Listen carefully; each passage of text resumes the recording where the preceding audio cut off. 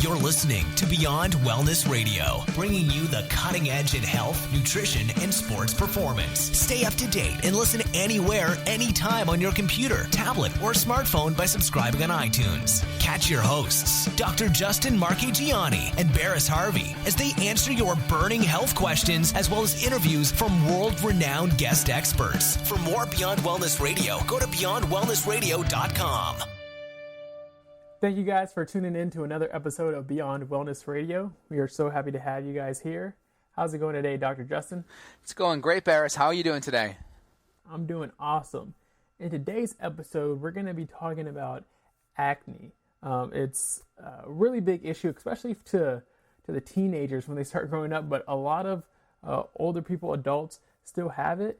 And before, probably about 10 years ago, I think the idea was just teenagers got it and it was just a kind of a puberty kind of thing, but it's really prevalent now, and there's a lot of money being made on selling acne products. A condition that I didn't have too much issues with, but I did have not as much clear skin as I do now. If you see Dr. Justin as well, he has really good skin. So that's what today's episode is going to be about. But before we get to that, I would advise you to go to beyondwellnessradio.com and subscribe to the page, so that way you can always be notified when we upload and have these awesome podcasts available to you guys. You guys can also go to the contact section in order to submit questions for our Q&A episodes. So with that being said, let's go ahead and get started on just some of the ideas on acne. What is the concern in the mainstream media of acne? Like, let's just act like we didn't know all the things that we knew and just watched an acne commercial. What are we told the problem is? Well, essentially, we're just kind of, propagated the fact that, bacteria in the skin is, the main issue, and we have to rub on, all the differin, the clindamycin, the tetracycline, the Accutane, all of these different compounds to clear our skin up. But one needs to go a little bit deeper, because anyone that's ever gone to a dermatologist before, they'll remember sitting in the waiting room and they have these little brochures. And I remember I used to go all the time. I remember I got acne, when I was 10, 11, 12, kind of in that hormonal shift time frame. And it just never went away after that. And I'm just like 16, 17 at the dermatologist office, rubbing on, antibiotics on my skin for years at a time, never understanding, what's the cause here. And I'm reading the brochure and it's saying, your skin issues have no connection or no relation to the food you eat.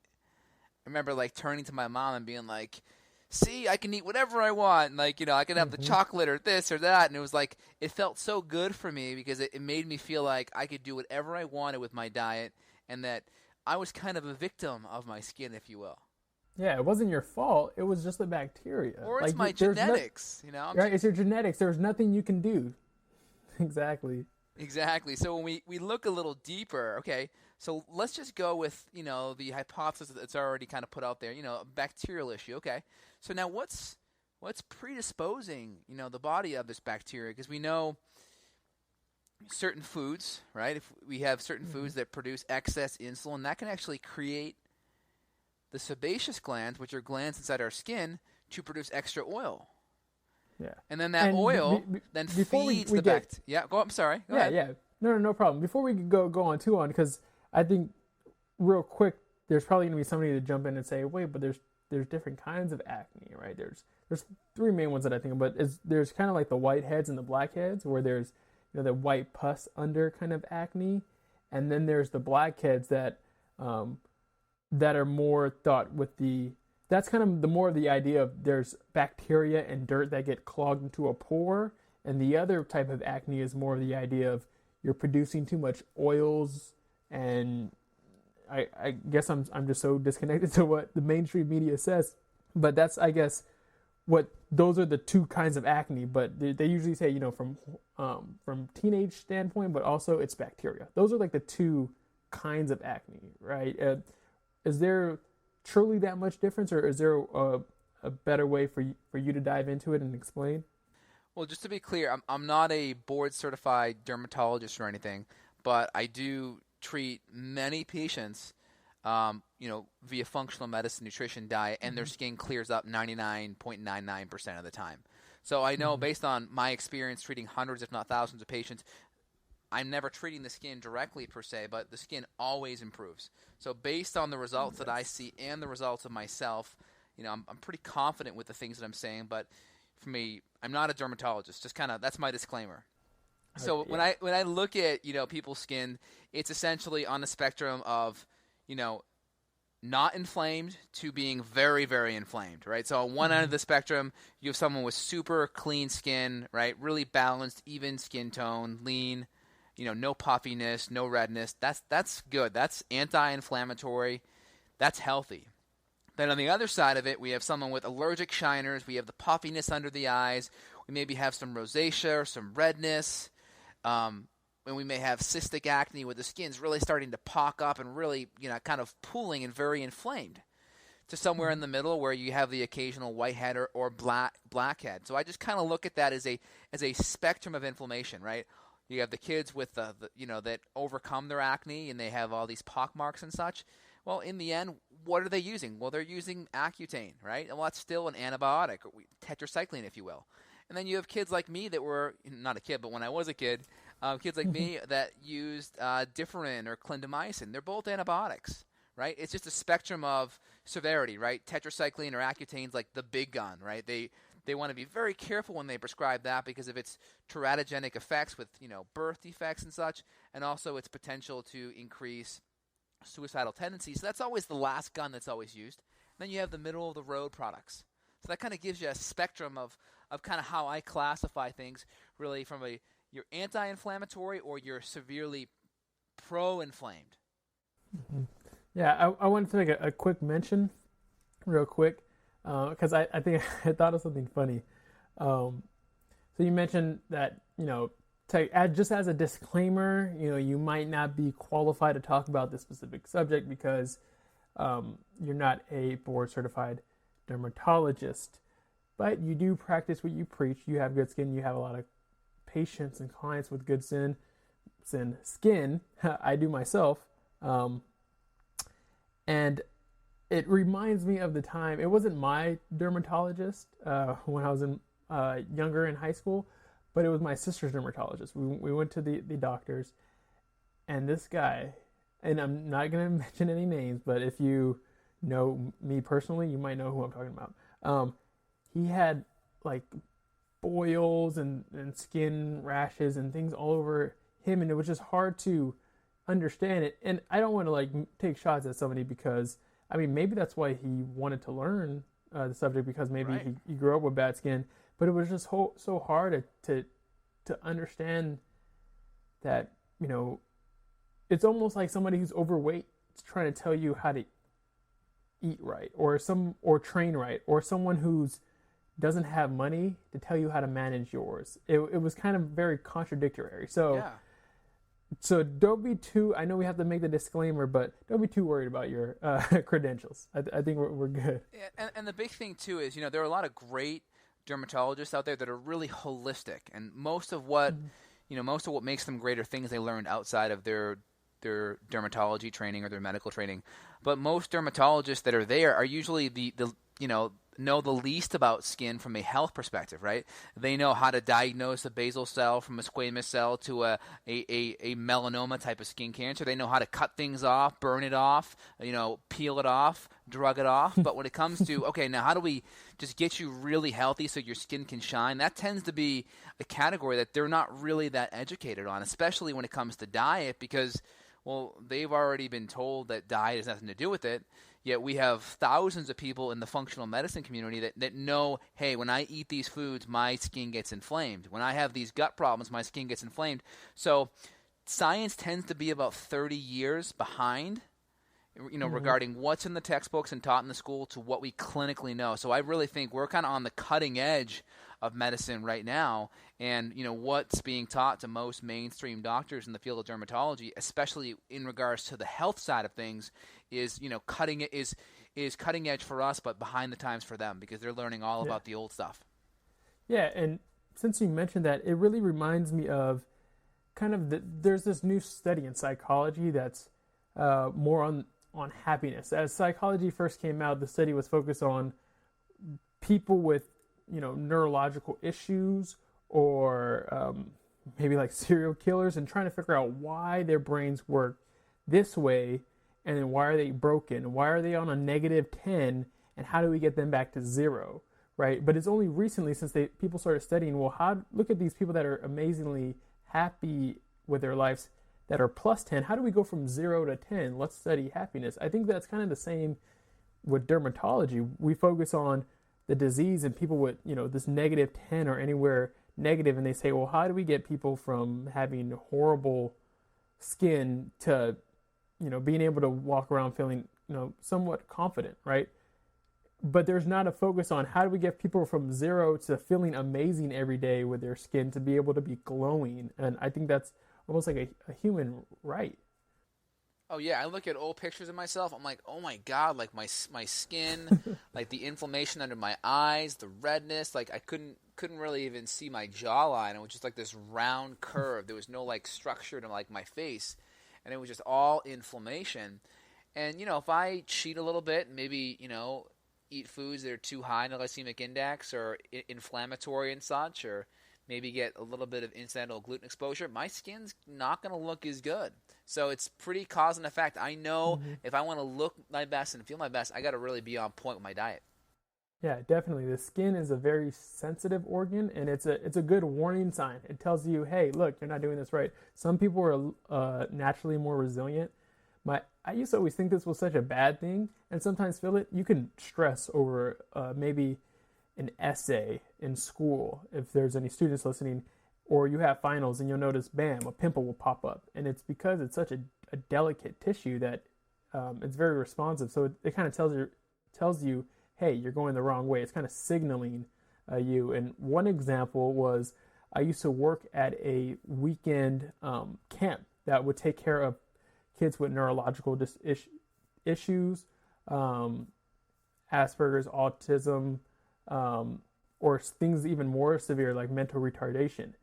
And unfortunately, the food there wasn't great. They were trying to be healthier, but man, like literally, I would come back after the weekend was over, because it was a thing that we spent the night there. It was over in Cupertino.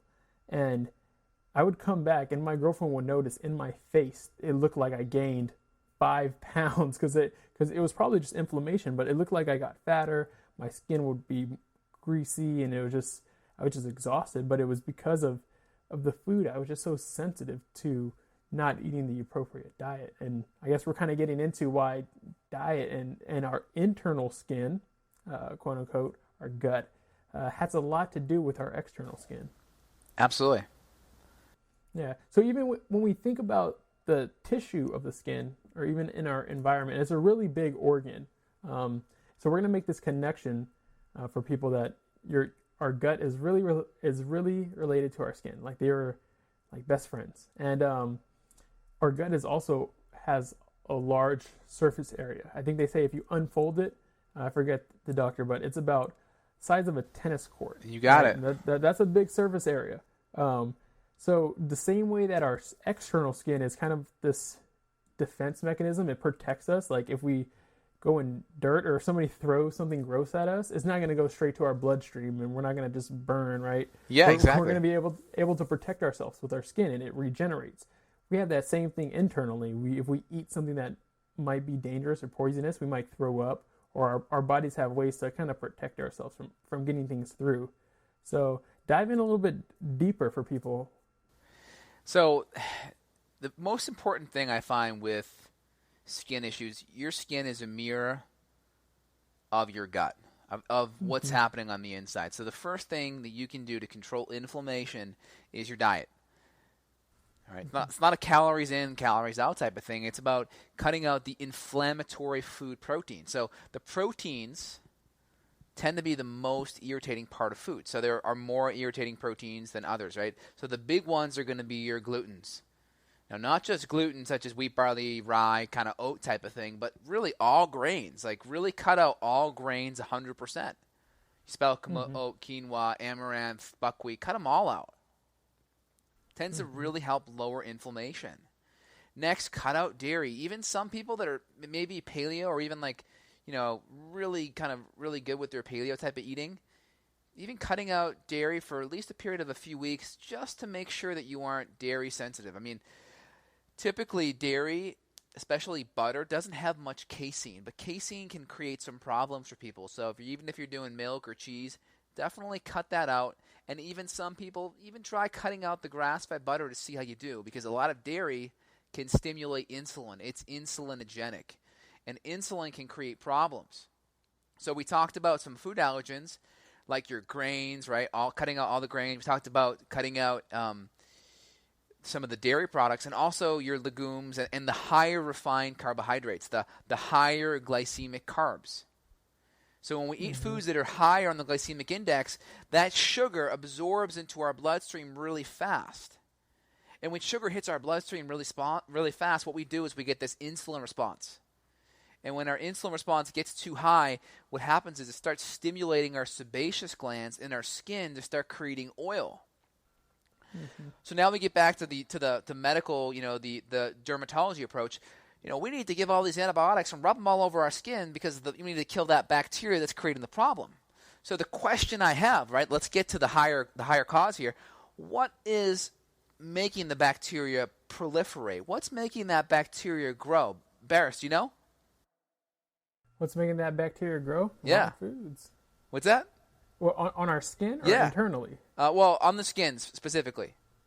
If we're eating the wrong foods, but also on the skin, if we're putting antibiotics all on our skin, you got a clean area for anything to land on there and take over. Yeah. Right? Yeah. So essentially, the major thing the bacteria is eating, it's eating a lot of the oil produced from the sebaceous glands. Right? Oh, yeah. Yeah, so definitely. It's eating that oil, and then the main stimulator of the oil is going to be a lot of the higher glycemic foods, even the dairy too. Anything that's overly stimulating insulin, right? That's going to be creating that oil. It's going to be like the fuel for all these critters to grow. And then not just that too, skin's also a mechanism of detoxification. It's our largest organ in our body. Do you know that? Yeah, definitely. People at home are probably like, what? It's the largest organ? Yeah, it is. And the body will... Look at your body, right? I know, think about it. It covers everything. Yeah, think about it, right? We have our dermis and our epidermis too. It's crazy.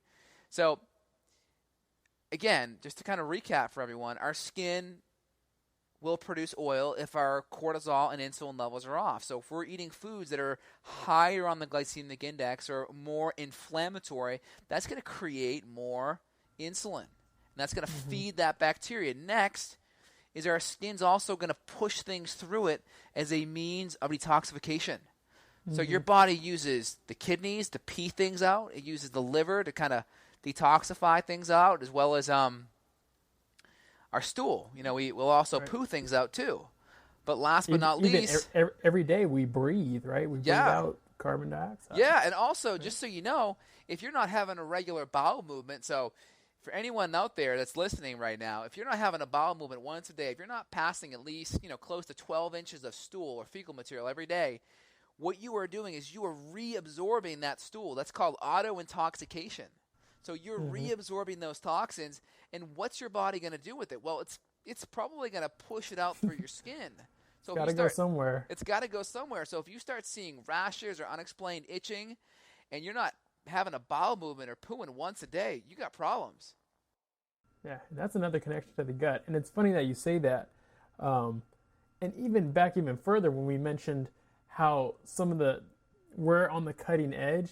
But it's funny, one of these studies, I have this section in my GDocs that I just have files on top of files of different studies that I'll just go, and I actually have an app that always updates me. Hey, look, there's 52 new journals. I can never read it as much as I need to, but there's a study that was about 70 years ago. These dermatologists, and they noticed a link between depression, anxiety, and skin conditions. And one of the main skin condition was acne. So they were actually looking at the gut, skin, brain axis, and it's funny.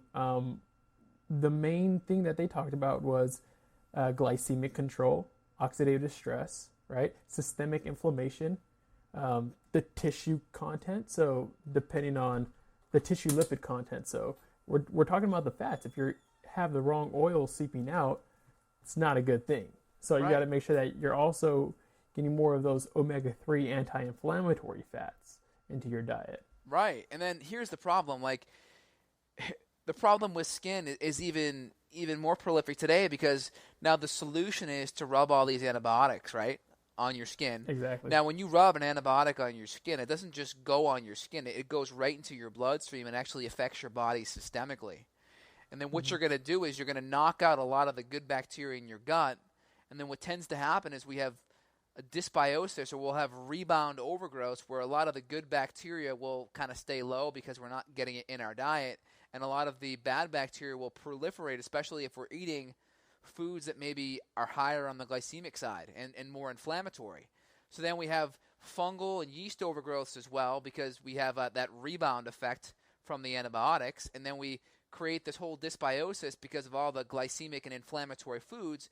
So we're really kind of burning the candle at both ends. We're messing up our skin, we're messing up our gut, and at the whole time, the solution is not even being addressed. It's not even, like, the conversation isn't even in the room. Like, oh, diet, oh, that has nothing to do with your skin. That left the room a while ago. So it makes it really difficult, where if you're talking to your dermatologist, like I've had these conversations with dermatologists before, you know, hey, what can I do? What can I change in my diet? Oh, no, nothing. You don't have to worry about it. And believe me, I banged my head against the walls for decades trying to figure this thing out. And it's really objective, right? This isn't a dogmatic. This isn't, you know, a religion type of thing. It's just do it, try it, see how you feel a month later, add the food back in, see how you look again. It's really simple. We can test it on our own. It's funny. One of the things that these dermatologists, John H. Stokes and Donald M. Pillsbury, what was basically their treatment was, you know, more fish, basically like fish oil, but they just said more fish and probiotics. It literally says Lactobacillus acidophilus cultures. So, damn, who would have known? And this is 70 years ago, but for some reason we're ignoring this research because I guess there's this assumption that if it's old, it's outdated and it's irrelevant, which is definitely not the case.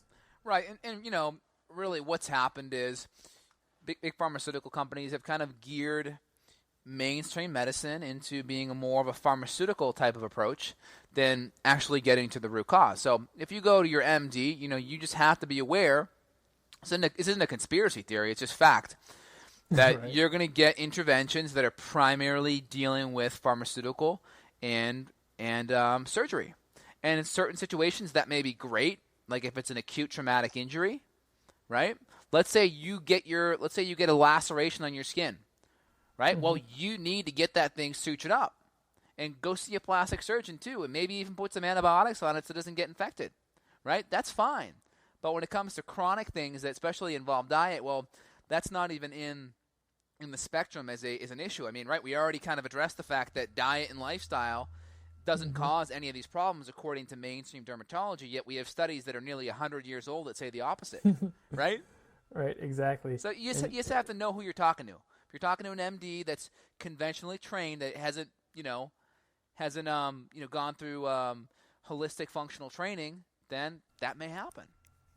Yeah, definitely. And that's really a big issue. But one thing that I want you to tackle, and this is going to get a little deeper, but gut permeability and basically leaky gut. How does gut permeability and possibly autoimmunity wreck your gut? Awesome. Great question. So again, like, what is gastrointestinal permeability or leaky gut? So leaky gut's kind of the slang term now. A lot of doctors kind of, will poo-poo it or kind of be like, that's some alternative medicine hooey, if you will. But it's really not. Just go on to PubMed, right? This is the National Library of Medicine. Type in gastrointestinal permeability, right? I'm going to do it right now as we're talking, gastrointestinal permeability. And what you're going to find is hundreds of studies on this, hundreds.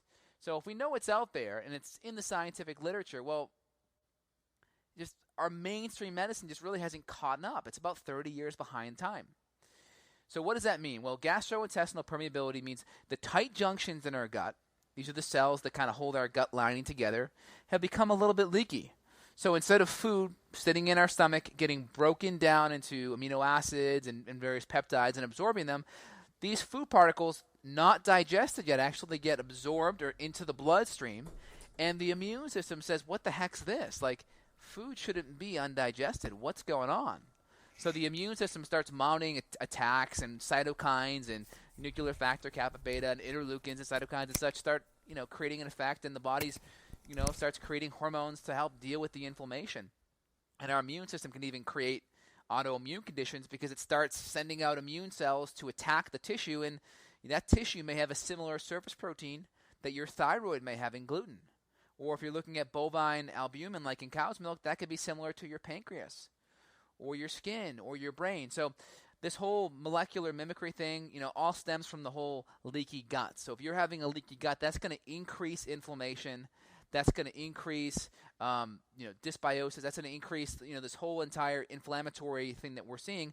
And the body, when it becomes overinflamed and overburdened, one of the things it's going to use the skin to help detoxify. So keeping the leaky gut, down by keeping the food allergens out, balancing your carbohydrates, right? Avoiding the higher glycemic index foods most of the time, and making sure you're infection-free are going to be a really great start to healing your skin.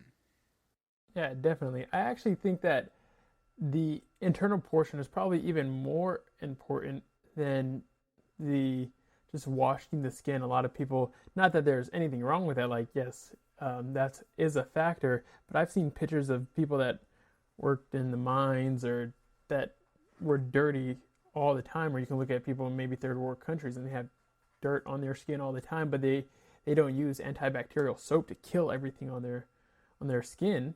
And again, there's probably a lot of organisms that are friendly that might live on our skin the same way they live in our gut.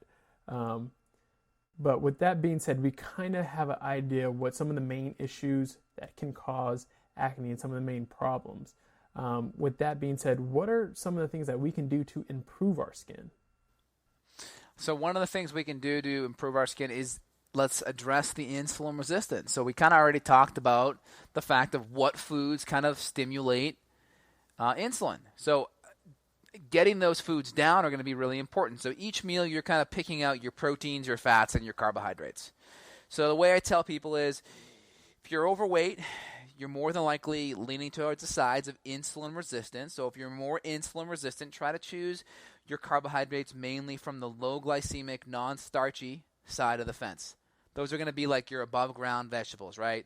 Your spinach, your kale, your broccoli, your carrots. Those are going to be really the source of your carbohydrates. Getting your healthy fats from, grass-fed butter. Be careful with butter if you are, sensitive, and, choosing the coconut and high quality, seeds and nuts and things like that can be really helpful. And then choosing your proteins as well, right? Good quality grass-fed meat, eggs, beef, chicken. And if you're really sensitive, try rotating your proteins. That can be a really great start. Just at each meal, ask yourself, where's my fat coming from? Where's my protein coming from? Where's my carbohydrate coming from?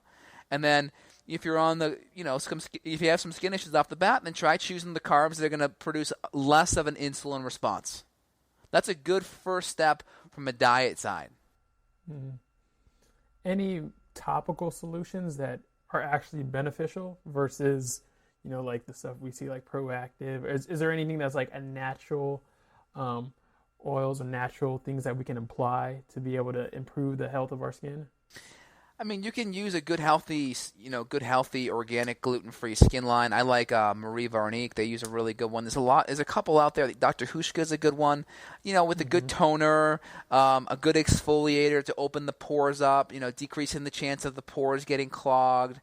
Maybe a good moisturizer with a good healthy fat in there and a good SPF that prevents you from burning.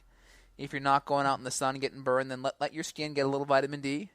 And that can be a really good start. I would actually put more focus on internal support. I would put more focus on good probiotics in the gut. Now, the big thing is, if you have skin issues, most people tend to have a fungal, bacterial, or parasitic infection going on. So clearing out the infection can be huge because a lot of these infections can produce internal toxins Like bacteria will produce endotoxins, and fungus will produce mycotoxins and such, and parasites will produce their own toxins, and this will basically cause you to crave a lot of the sugary foods, so it'll make it harder for you to make the right choices. But on top of that, they're producing all the toxins, and we already talked about how your skin has to push things out as a means of detox. So in layman's term, basically, the poop that they produce from these bad bugs is bad for us. Those are the toxins, right? Basically, the poop or the things that they might excrete just from when they eat the certain foods they eat are excesses, or the things like sugar that they feed off of. Correct? Correct. Exactly. So, things that you can put on your skin. I mean, coconut oil can be really good. That can be really helpful. I just recommend a good exfoliator. A toner can help because it can shrink the pores down afterwards. Now, if you have a lesion on the skin, like let's say you're trying to heal your skin, maybe it's a cut or a cyst that's not quite healing properly, is a really good serum that I've seen work wonders in my patients called Jay Bio Serum. It's very expensive, but I've seen it work miracles for scarring. They use them on a lot of burn victims. So let's say you are someone that maybe has cysts right now and wants to help them heal. Getting a really good kind of stem cell cream like this Jay Bio Serum that I've seen work wonders can be really helpful just to stimulate the healing. Mm-hmm. Definitely. And another thing that could be beneficial, maybe not as powerful as the thing that you mentioned, and I'll look that one up too so I can put that in the show notes for everybody. But I've seen some studies on Manuka honey and skin when it comes to burns. That's pretty powerful. Easy thing, aloe, really good aloe leaf is good as well. I've seen, especially with sunburn, which isn't necessarily our topic today, but it's I've skin seen a lot health of success. For sure. Yeah, it definitely can help. I'm being nerd real quick, or just kind of correcting you on the word. Dr. Hauschka's. Because I used to work at a health food store, so Dr. Hauschka's. I'll put links to that as well.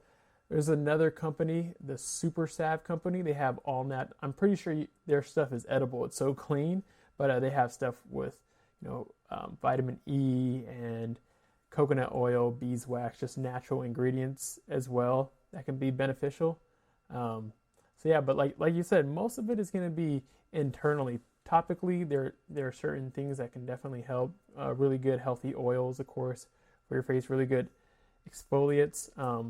Even some really good clays if you can find a good, like you mentioned before, but like a bentonite clay. I've seen some that are actually masked that you can put on and then wash off after like 5 minutes. That can help. So those are some good topical things. But again, the main issue is going to be the internal. Absolutely. And also people, talk about skin dryness or, having a good moisturizer.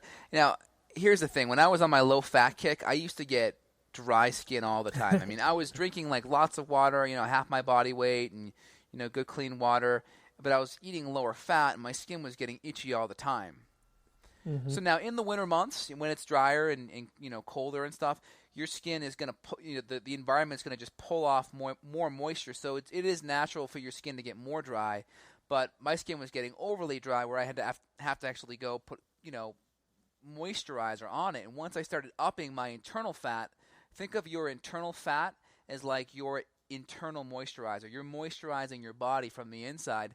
It's very difficult, in my opinion, just clinically speaking, for just water alone to hydrate the skin. Typically, that water is transported or kind of helped along to the skin via the fat. It really helps hydrating it via the fat. So think of eating good fat like coconut oil and grass-fed meat and such as internal moisturizing. Mm-hmm.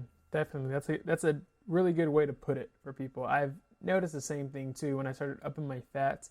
It's funny too because a lot of times people might see my plate or the dish that I'm eating and assume that because I'm eating more fats that I'm going to somewhat get this oily type skin that's going to produce more acne when in fact that hasn't been the case. Right. When you look at the research, good quality fat's not producing an insulin response. Fat is neutral when it comes to insulin. So when we look at the science, we have we have the endocrinology kind of background, really ringing true. It's more of the higher glycemic pro-inflammatory foods that are going to be driving the skin. I actually have a whole blog on this if anyone wants to check out my Just in Health site, and we'll have it in the show notes on Beyond Wellness Radio too.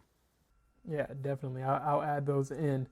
So then, since we are putting so much focus on the internal, and it's prevalent to us that it's more about the gut and healing the gut, what are some things that somebody could add in today besides just, maybe some omega-3 fatty acids, eating more fats to help lubricate? But what are some other things that they can do in order to repair the gut so that way they get better skin?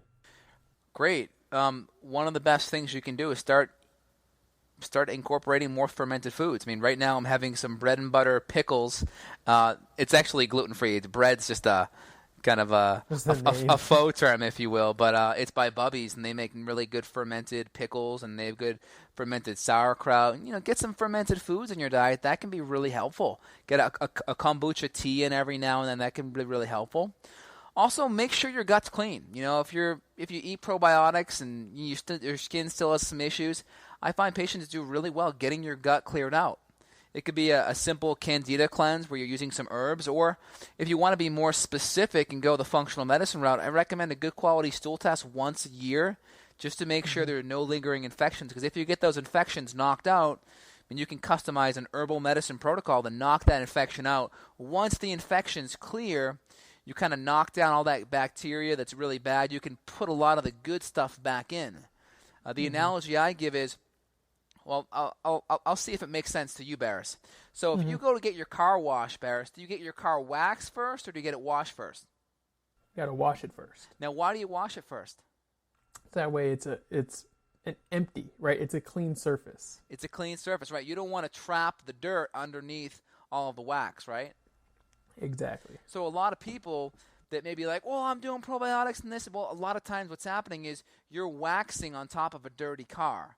Meaning your gut's got a lot of bacterial and fungal overgrowth, and you'll probably do better, and those probiotics will go longer if you clean out the gut first, and then they have more of a foothold. And some people, with SIBO will react with probiotics, and a lot of people, they'll say, well, go on the prescriptive cyst or the more soil-based, and that's really good too. But I find just getting their gut cleaned out, they're able to take in the probiotics much better, and it's not creating this ecological competition battlefield, right? Yeah, exactly. It's funny that you mentioned that, because literally I think it was 2 or 3 days ago I was talking to my best friend, and he's in the tech industry, and he just gets most of his, if he has any questions about health, he might just ask me, but he's not as into it like we are, and it's funny because he had that same kind of basic idea. And he was telling me, he's like, can't you just, eliminate most of the bacteria first and then just start putting good bacteria in? And I'm like, yeah, that's actually what I do. So it was actually interesting to see you mention that and to him have that same kind of idea. Maybe it was just kind of him being just a smart guy and just thinking, well, it's kind of basic common sense. Just because we know there's so much dysbiosis nowadays prevalent with so many people, we're drinking maybe tap water that might have chlorine and fluoride and all other kinds of chemicals. We're bathing in it, where there's a lot of cesarean sections, births given. A lot of people are moving away from drinking breast milk, so there's a lot of people that aren't getting a lot of the good bacteria and also killing off the little bit that they do have. So now it's almost like they're cleaning the car, but then they don't get a wax on it. Now it's clean for them to throw mud on it. Yeah. And it sticks better. Exactly. So, yeah, to kind of recap, we're cutting out all the inflammatory / insulinogenic, right, insulin-stimulating foods. We're cleaning out the gut. And then once the gut's cleaned out, or even in the interim, adding in L-glutamine can be really helpful, okra, aloe, Jerusalem artichoke. A lot of these healing, soothing herbs can be really helpful just to kind of knock the inflammation down a little bit. Can really help as well. But then coming back with a really good, solid probiotic at a very high dose, it can be very beneficial to really re-inoculate the whole entire intestinal tract. what are some good things to take to help eliminate some of these bad bacteria or pathogens or anything like that? Great question. So a lot of times people, when they do these cleanses, they aren't using enough of the herbal medicine. They aren't doing it long enough. Because a lot of times these critters go into a cyst or a spore-like state, and they'll kind of hide out for a little while, and then they'll come back out as soon as you're done. So you kind of want to make sure it's long enough to really knock them dead. But also, they usually lay a lot of eggs, so you don't want to just go for one life cycle as well. Exactly. So I do usually a cleanse for at least 60 days, and I'm using high-dose oil of oregano encapsulated. I'm doing 15 to 2 grams of berberines. That would include Oregon grape, burdock, golden seal, etc. Also putting in antiviral things like olive leaf, and also adding things like artemisia or wormwood, neem. It's going to be really powerful. Black walnut too, to really knock a lot of these guys out. And I'm doing this. I'm usually rotating between 2 to 3 herbal medicines at a very high dose over a 2 to 3 month period. And it depends. Certain infections, I'll rotate the products around. A crypto infection, I'll use different products. If it's more candida, I may add in some different acid products that knock things out. Certain infections may even require antibiotics. So it's specific. But, there's some good general herbs out there. If you're going to do a cleanse like that, have someone reach me out or reach you out so they can do it right. Because you don't want to spend the money and not do it right all the way. If you're going to do it, make sure you do it right. Yeah, there's nothing like having an infection, whether that be a parasite, candida, or just a bacterial overgrowth, trying super hard to get it knocked out, and then probably just getting it back a month later and spending all that money, and now you feel great for a month, and all of a sudden it's back because they're opportunistic. Exactly, and some of these infections get spread through their spouses or their kids. And, if you're in a healthy relationship with your spouse, you should be having sex, and there's a good chance that you'll passing kind of hot potato with infections back and forth, and then you're going to get worse again a month later, and you'll be like, what the heck's going on? And you'll go crazy. So that's why it's good to have someone, who knows these things kind of help you avoid the pitfalls that I've seen hundreds of patients hit.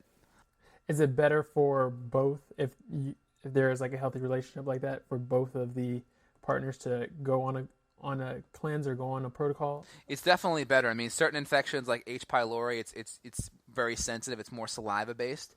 Where other infections are more fecal oral based. But if you're in a relationship, you definitely want to make sure you're not passing infections back and forth. Really important.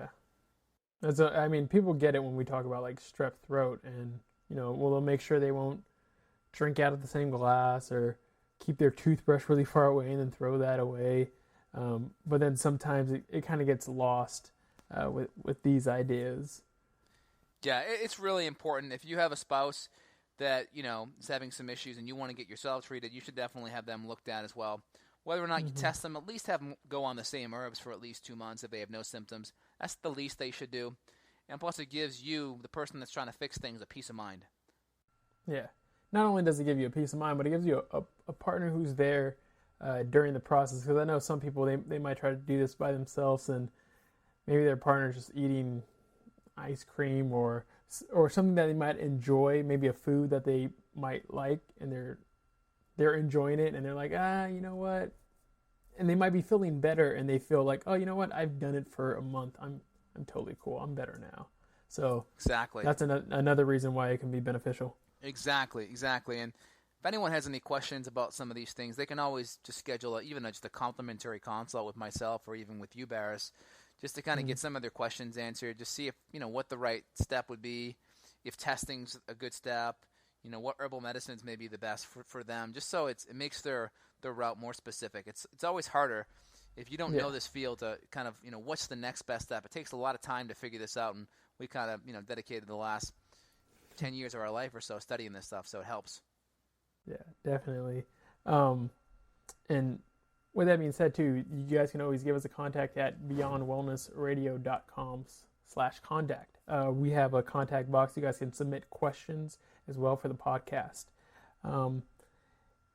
Also, if you guys want to see the show notes, we're also going to have all that included as well with this. And then we're going to have the YouTube video up, so you guys can always take this on the go. So with that being said, we got a lot of information for everybody. Was there anything else specific that, maybe somebody could just take right now, one takeaway point? Yeah, change your diet, put in the right foods. Remember, the foods that you're eating, that you're putting in your body should be sustaining you. They have to fit 3 categories, right? They have to be anti-inflammatory, nutrient-dense, and low in toxins. If you're doing that, you're going to be supporting your skin. That's the first step that anyone should be thinking about taking. Everything else after that is building on top of that.